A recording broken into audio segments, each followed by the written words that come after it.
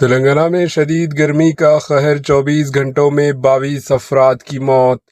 تلنگانہ میں شدید گرمی اور لو لگنے سے خطرناک صورتحال اختیار کر لی ہے۔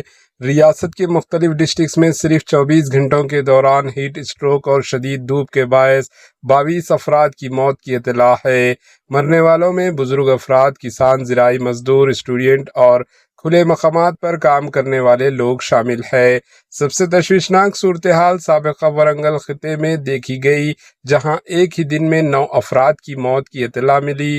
محبوب آباد، ہنما کنڈا، بھوپالا پلی، ملگو، سوریا پیٹ، نلگنڈا، یادادری، بھونگیر، منچوریال، جوگلمبا، گدوال، میدک، جگتیال، رامگنڈم، کریم نگر اور کھمم حیدرآباد ڈسٹرکٹ سے بھی لو لگنے سے اموات کی خبریں سامنے آئی۔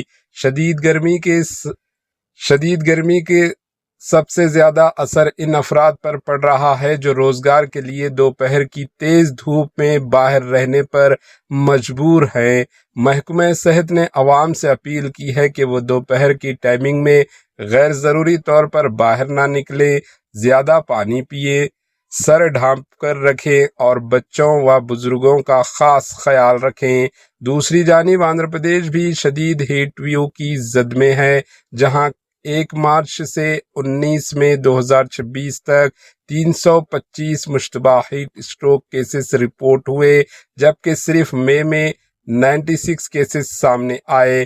پلناڈو ضلع کے درجہ حرارت 48.1 ڈگری سیلسیس تک پہنچ گئی۔ حکام نے لوگوں کو صبح 11 بجے سے شام 4 بجے تک سفر سے گریز کرنے کی ہدایت دی ہے۔